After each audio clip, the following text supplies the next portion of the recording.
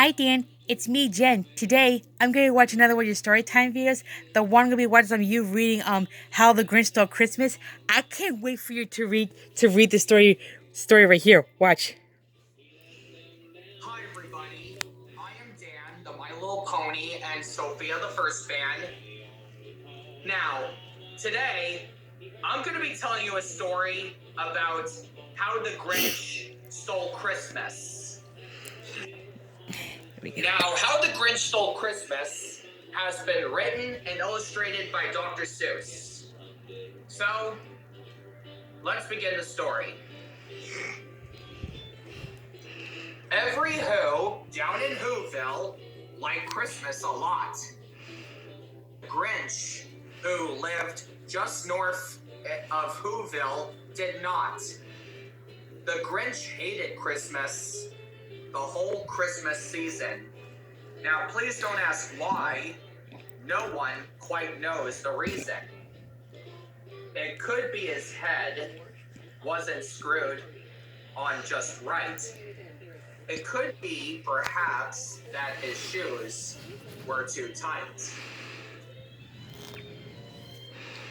But I think that the most likely reason of all may have been that his heart was two sizes too small. Whatever the reason, his heart or his shoes, he stood there on Christmas Eve hating the Who's. Staring down from his cave with a sour, grinchy frown at the warm, lighted windows below in their town. For he knew every Who down in Whoville beneath was busy now hanging a mistletoe wreath. And they're hanging their stockings. He snargled with a steer. Tomorrow is Christmas. It's perfectly here. Then he growled, with his Grinch fingers nervously drumming. I must find some way to stop Christmas from coming. For tomorrow he knew all the Who girls and boys would wake right early. They rushed for their toys. And then, oh, the noise. Oh, the noise. The noise, the noise, the noise. That's one thing he hated. The noise, the noise, noise, noise. Then the Who's, young and old, who sit down to a feast. They feast, and they feast, and they feast, feast, feast, feast. They would feast on Who pudding and rare Who roast beef,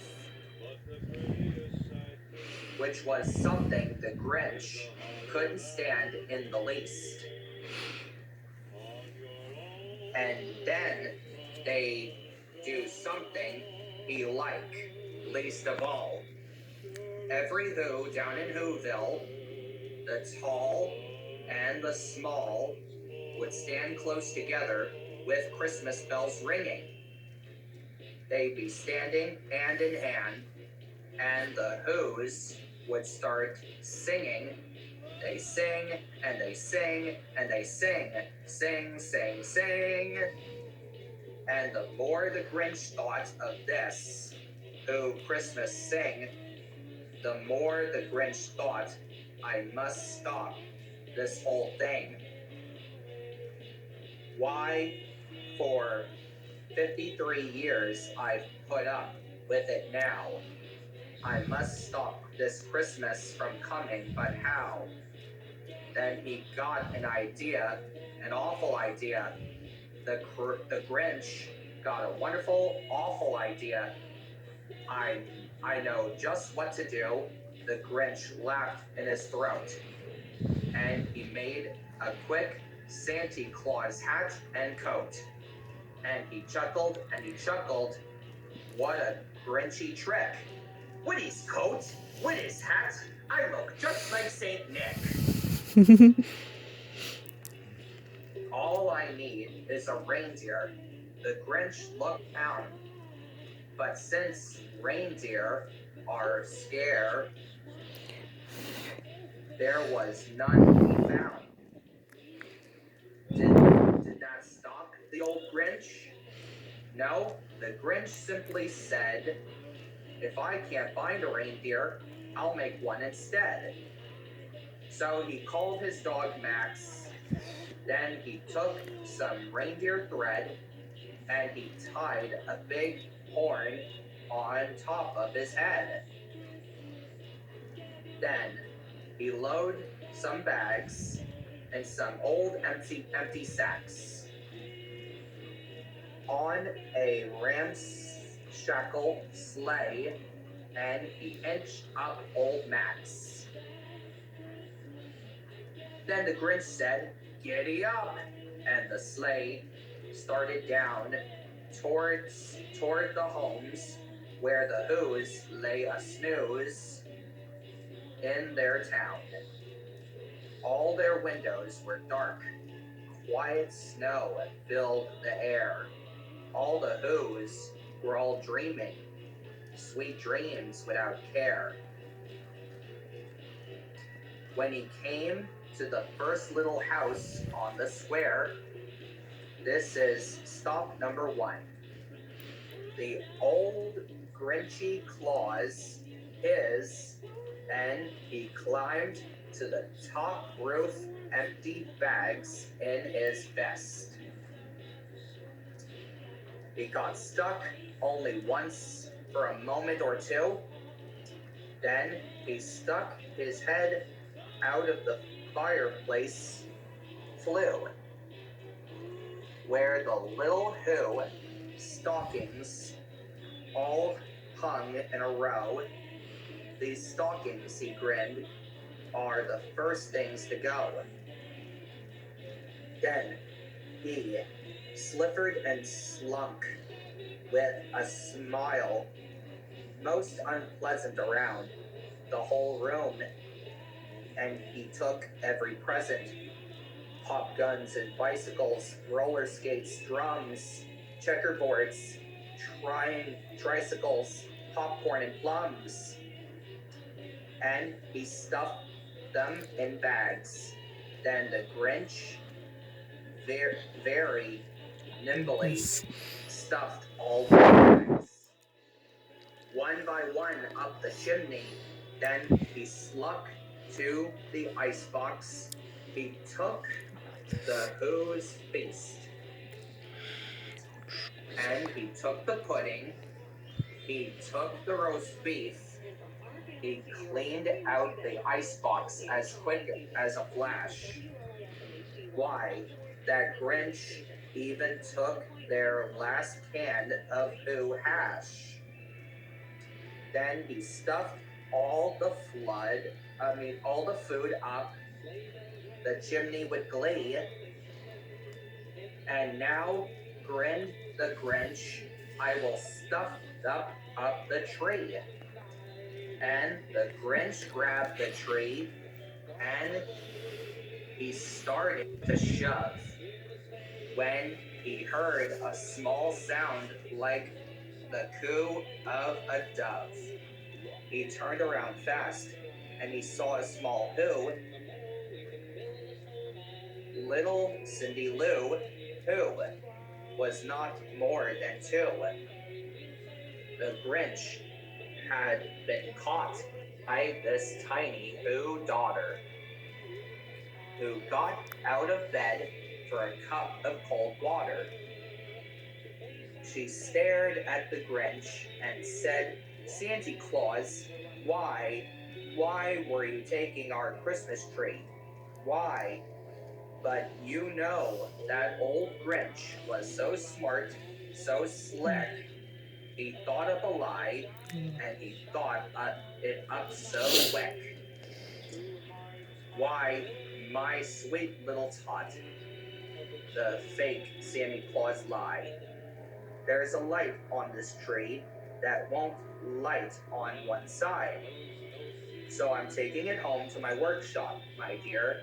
I'll fix it up there, then I'll bring it back here. And his bib fooled the child, and he patted her head. And he got a drink, and he set her to bed. And when Cindy Lou, who went to bed with her cup, he went to the chimney and stuck the tree up. Then the last thing he took was the log for that fire. Then he went up the chimney himself, the old liar.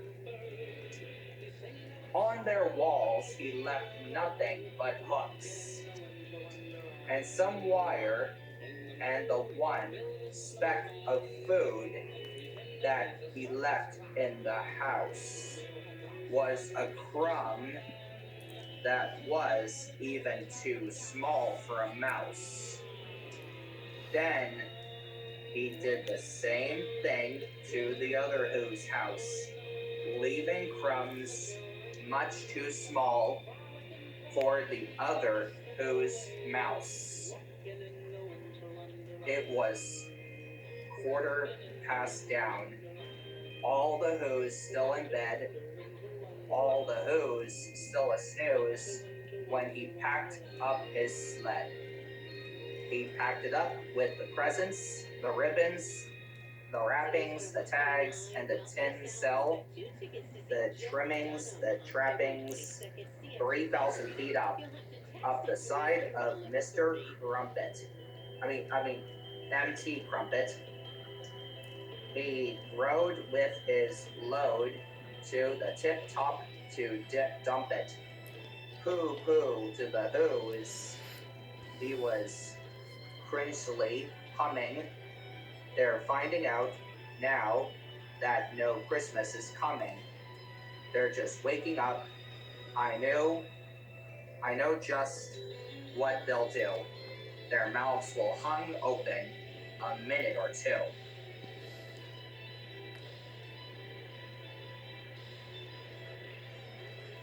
Then the Who's down in Whoville will all cry boo-hoo. That's a noise, Grin the Grinch, that I simply must hear. So he paused, and the Grinch put his hand to his ear, and he heard a sound rising over the snow. He started in low, then it started to grow. But the sound wasn't sad. Why, the sound sounded merry. It couldn't be so, but it was merry, very. He started down at Whoville. The Grinch popped his eyes. Then he shocked. What he saw was a shocking surprise. Every Who down in Whoville, the tall and the small, was singing without any presents at all. He hadn't stopped Christmas from coming. It came somehow or another. It came just the same. And the Grinch, with his Grinch feet ice cold in the snow, stood puzzling and puzzling. How could it be so? It came without ribbons. It came without tags. It came without packages, boxes, or bags. And he puzzled 3 hours till his puzzler was sore. Then the Grinch thought of something he hadn't before. Maybe Christmas, he thought, doesn't come from a store. Maybe Christmas, perhaps, means a little bit more. And what happened then? Well, in Whoville, they say that the Grinch's small heart grew 3 sizes that day. And the minute his heart didn't feel quite so tight, he whizzed with his load through the bright morning light. And he brought back the toys and the food for the feast. and he helped himself. The Grinch carved the roast beast. So, so yeah, that was me listening to you read How the Grinch Stole Christmas, and I remember reading that to you. You did a great job reading that as well. So be on the lookout for more videos from me very soon. So until then, bye, Dan.